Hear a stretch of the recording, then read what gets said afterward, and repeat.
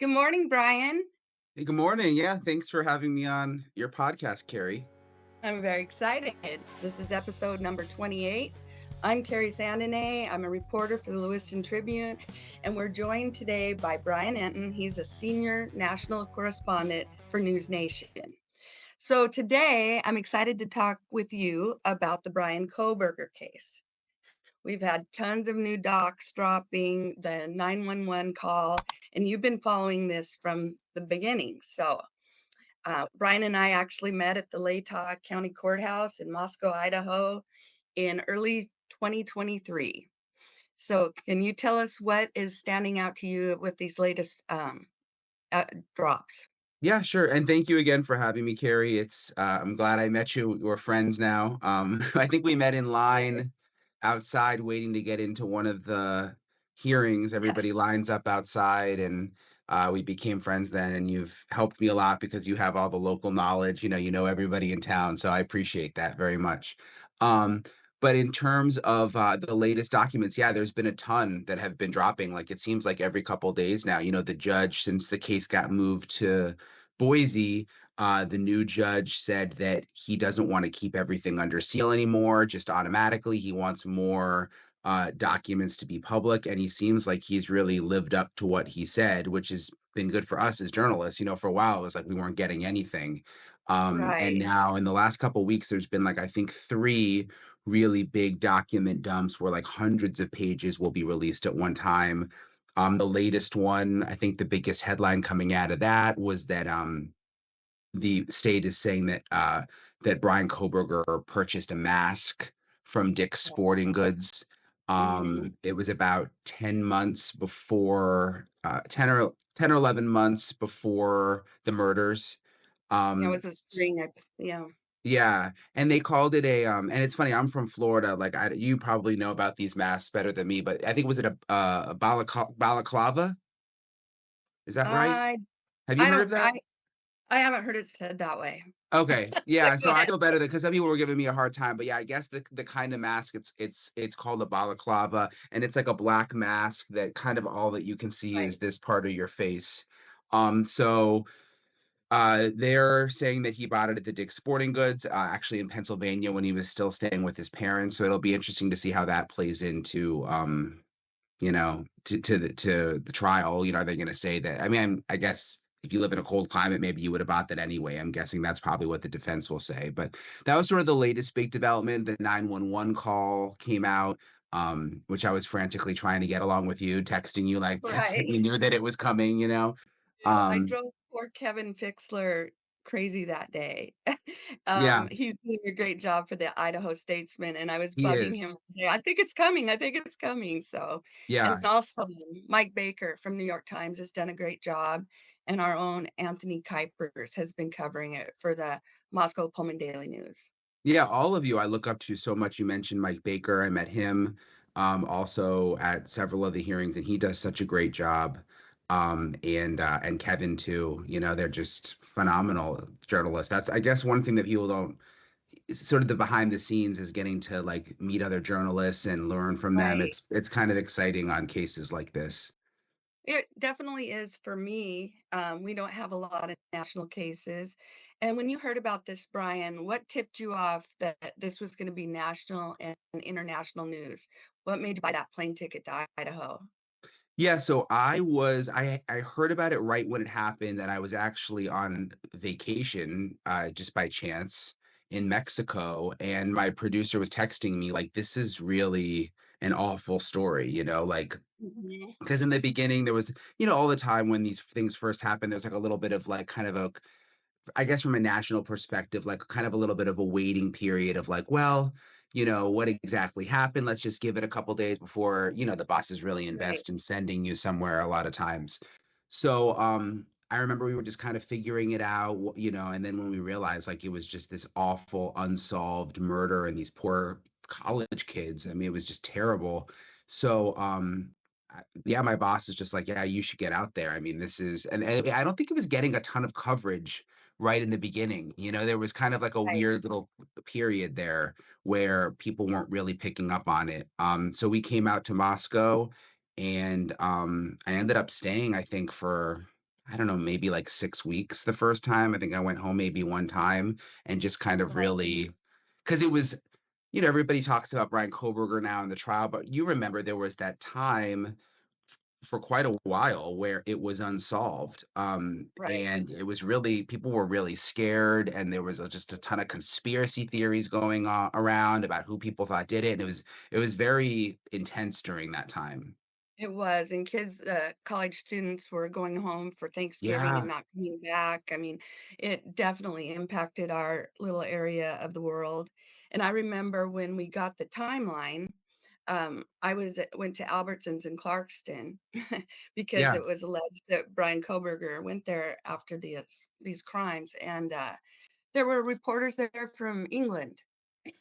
It's just like, okay, this is taking off. And speaking of that, you have had a lot of conversations with Kaylee's parents Yeah. during. Have you met any of the other parents? Yeah, I met, Ethan's mom, Stacy, a couple of Mhm. times. I've interviewed her, and I'm trying to think if I've met any of the others. I think it's just Kaylee's parents and then Stacy.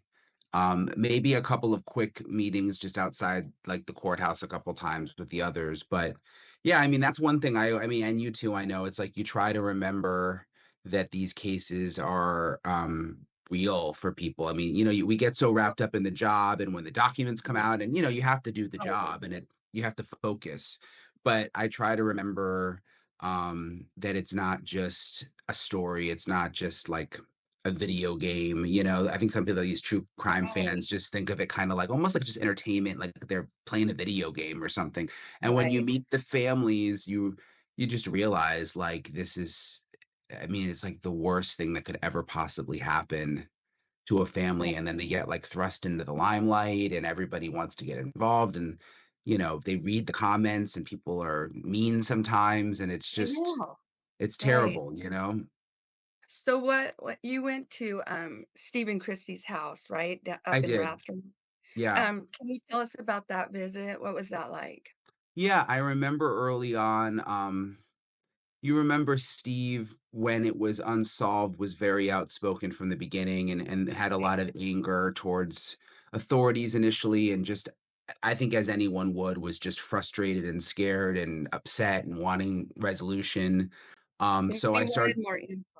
yeah, Yeah. they wanted more info. Yeah, because Mhm. remember, I mean, it was so, there was so little information coming out, which we later learned they had a lot behind the scenes Right. when the probable cause came out. But during that time, it was like everybody just thought, what are the police doing? Like, it felt like there was no new information, and they'd have these press conferences with, like, nothing. So Right. yeah, you remember, right?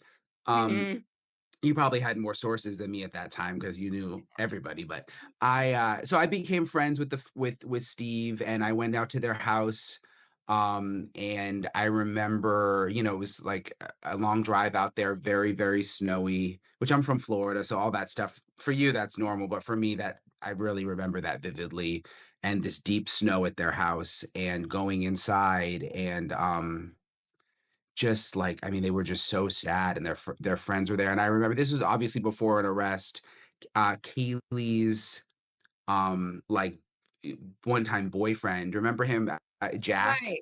Jack, And yes. during that time, there was a lot of speculation, a lot of people were like, "Oh," they were thinking that he was involved. Remember, they thought everybody was involved, but there was this whole group of people online that thought he was, and we didn't know who did it, and so I went to their house to meet them, and he was there, and I remember just being really kind of, like, struck by that, like, wow, because it was like, you know, obviously they knew he didn't do it, or why would he be there, like, Right. with them emotional on the couch and stuff. Um, Was and Murphy there so too? what'd you say? Was Murphy there too? No, I don't think the dog was there. I didn't see Murphy. But I remember going in and, it's always a little awkward at first just 'cause I always just feel so Right. bad. Like, I always just feel Me like, too. gosh, like, I'm such a burden on these people, but they wanted to share their story, and obviously they wanted someone to be arrested at that point. And I remember they showed me Kaylee and Maddie's ashes were next to each other. They had them, like, kinda just Oh, sitting next to each other, and we, I remember we shot that, and it was, like, a really powerful moment, like, because they were best friends, and Right. the family Maddie's family wanted the ashes to stay there at that time just so that, like, for them emotionally, Mhm. they felt good knowing that they were next to each other, you know? Right, And I right. remember we did the interview and we left, and, they called and said, "There's just so much crazy stuff online, and is there any way you could not show the part with the ashes next to each other just because, like, we think people are gonna take that out of context and think that Maddie's family doesn't care about her, and that's obviously not what happened." Right. So I was like, of course, we won't." But it just kinda shows, like, into their world in that moment. There was so much emotion going on, you know? I know. And they've had a lot of blowback from the GoFundMes and different things. And as a journalist, it's hard to go into these situations because they are real people. And Yeah, yeah, it's emotional. So it's not just a story. I know, and sometimes, you have to stay professional, and you have to, I mean, just like the way you do, you have to tell the story, and sometimes people might be mad at you if you find out something that doesn't go along with what they wanted to hear.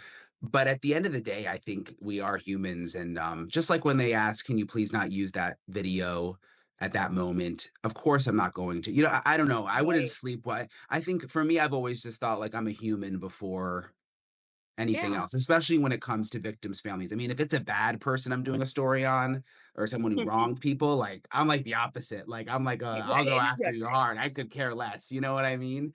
But Right. with victims' families and stuff, I've always just, I don't know, that the job, the scoop, the exclusive, none of that's worth it to me if you're gonna like make them feel more pain, you know?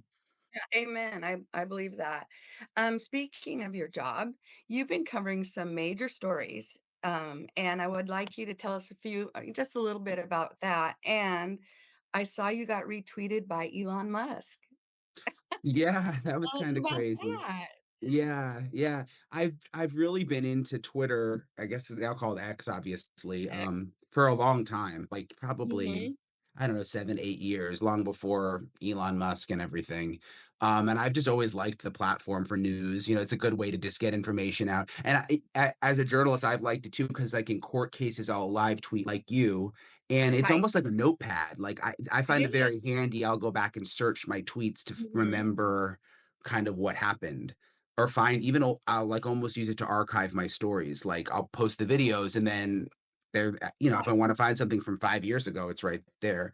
But yeah, no, I've done a couple of stories um, that he's been interested in. I did one a couple weeks ago about this AI whistleblower in San Francisco. This young guy, like he was a child prodigy. His name is Sachir, and he worked for OpenAI, and again was just like just really good at his job. He went to Berkeley, and he was just like a tech whiz from the time he was like 8 years old. Anyway, Wow. he ended up talking to the New York Times and sort of sounding the alarm on these secrets, these AI secrets, and then ended up dead right after he spoke to the New York Times. Um, Police said it was a suicide, but there's kind of a lot of weird questions about the timing, and his family is very concerned that it's not a suicide. So I went out there to do that story. That's something that Elon Musk has been interested in. So yeah, it's interesting. Like Twitter's crazy. I mean, because it's like anybody can see your stuff. I mean, I know. all of a sudden it's like gets that you don't expect it. It gets so much attention. Right. I'm and what you were just in Portland. That's not too far away from us. What were you Yeah. doing down? Yeah, I just flew home to Florida from Portland, actually. I took the overnight flight, so if I look a little tired, that's why. But I was doing a story there about Tesla, about kind of these ongoing uh protests and also the vandalism against Teslas around the country. And there's been some really violent cases in Oregon, in Portland, in Salem, Oregon, which is right outside Portland. So I went there to investigate those. And I had actually been to Portland a couple months ago doing a story about this serial killer in Portland who was killing women there. So I kind of looked back into that again too. But I like to find stories that like aren't really getting as much attention, Mhm. because everybody kind of cover it. at the national level, it seems like everybody kind of covers the same stuff, which is important stuff. I mean, stuff Right. with the president and everything going on in DC. It's really important, but I just look at it like, I don't know, you don't need one more person doing that. Like I kind of get excited about finding stories, kind of mysterious things that other people haven't really dug into as much. Well, you've done a good job with that, and I was impressed with your hurricane coverage. You Yeah. made some good contacts down there. I mean, and you Oh, with told North their story. Carolina. Yeah. Yes.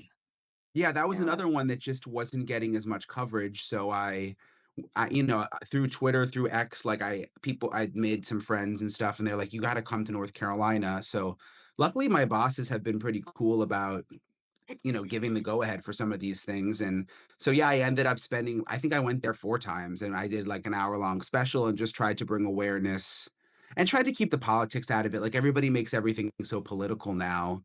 right, Like it's right, either a right or left thing, whereas, people are suffering or whatever.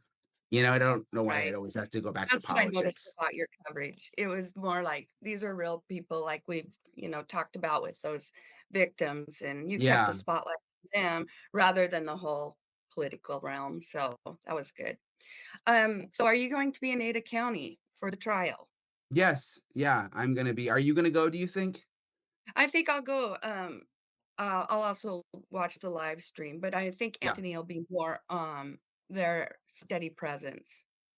Yeah, the live Yeah, stream makes it a lot easier to not have to be there all the time, right. which is I nice. really appreciate that. Yeah, yeah, Yeah, me too. But there's still something about being there. I'm probably gonna go for the full trial. I mean, I'll have to go home, obviously, if it's 3 months, you know, right. several Nobody gives times a at damn. least.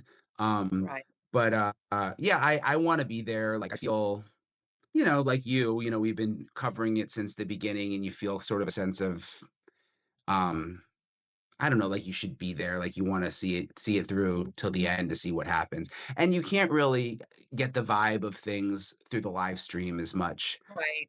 sort of with a feeling in the courtroom, what the families Mhm. are thinking and feeling, what how it is when and the live stream, you just have that one or two shots of the close, you know what I mean? Right. You can't really feel it, I don't think. It's interesting though, were you surprised? I thought I was gonna be like living in Moscow for 3 months, which, Oh, you I know? wasn't really that surprised that they moved it. Um, I understand why they did. The judge retiring in the middle of it, I didn't see that coming, Yeah. Judge. But I think the new one's done a good job as far as I can tell. I haven't been down there yet. And you are so right. You get such a good vibe of what's happening by being in the hallway, being Yeah. standing in those lines, talking to people outside the courtroom. That just can't be duplicated with the live stream. So Yeah, I agree and you with you. learn so much just from, like, being nosy out there, Right. eavesdropping, kinda listening in the hall, you know? Like, I covered Lori Vallow's trial, in Boise. You remember Lori Vallow, the Yeah, I do. cult Yeah. mom that killed her kids, and, it was in the same courthouse, and I was there for, like, a month covering that, and, you would just, like, hear things in the hallway. I would go, they had, like, lunch breaks and stuff. I would always go to, like, it's a big courthouse, go to a different floor because, like, some of the lawyers would hang out on different floors during lunch, and you could chat with them, so you don't really Right. get that just No. watching the live stream, you know? Right. Well, I look forward to seeing you in Boise, and I look forward to this case being resolved. It's been a horrible thing for our community and for everyone who has college kids, and especially those families. So, thanks for what you've done and continue to do. And thanks for Joining us. I'm supposed to say something. This is my first time hosting. Okay, you did great. Did I? Thank you. I need to tell you, did I already say that you can find the podcast on lmtribune.com, YouTube, and anywhere you find podcasts, Spotify, Apple Podcasts, any of them. So thank you for joining us, Brian. It's always good to talk to you. I know it was a horrible thing that brought us together, but I am really glad I met you. Yeah, same, and I felt like I owe you one since I made you come on News Nation that time, and I know. I I was a dragged you nervous on. wreck. You did I a great know. job, but Oh, yeah, thank thank you for having me, Kerri. you. Bet. Have a great day. You too. Bye.